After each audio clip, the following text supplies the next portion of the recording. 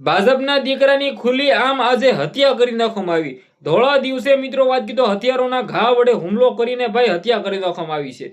જે આ મિત્રો વાત કીધો સુરતની અંદર આજે ઘટના ઘટી છે ને આ ઘટના ઘટતા જ મિત્રો ગુજરાતની અંદર હાહાકાર મચી ગયો છે। નમસ્કાર મિત્રો, નવા વિડીયોમાં તમારા બધા લોકોનું દિલથી સ્વાગત છે।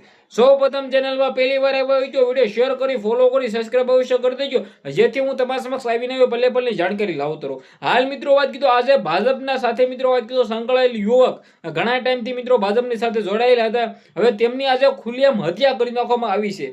જ્યાં મિત્રો વાત કીધો ગાડીઓ પર શખ્સો આવ્યા અને ત્યારબાદ ખુલ્લેઆમ હથિયારો વડે હુમલો કરી નાખવામાં આવ્યો છે, જેમની અંદર ચક્કુ મારી દેવામાં આવી છે, હોસ્પિટલ લઈ જવામાં આવ્યા હતા અને ત્યાં જ તે દીકરાનું મૃત્યુ થઈ જાય છે ખુલ્લેઆમ સુરતની અંદર ધોળા દિવસે આવું।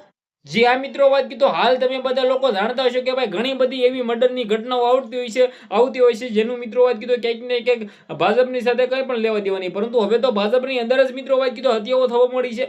ભાજપના નેતાની મિત્રો વાત કીધો ખુલ્લેઆમ હત્યા। જે આ મિત્રો વાત કીધો હાલ સૌથી મોટી દુઃખની ઘટના આવી છે। આ વિડીયોને લઈને તમે બધા લોકો શું કહેશો કે જે પણ થયું છે ક્યાંક ને ક્યાંક ખોટું થયું છે?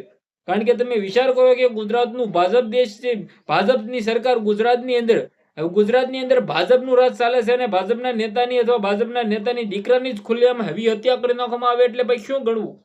ક્યાંક ને ક્યાંક મિત્રો વાત કીધો હાલ મિત્રો વાત કીધો જે જય દલાલ છે એ ઘરેથી નીકળ્યા હતા કે ભાઈ જમવાનું બનાવતા નહીં, સાંજે મારે મોડું થઈ જાય છે અને ત્યારબાદ તે જ દીકરાની હત્યા થઈ જાય છે।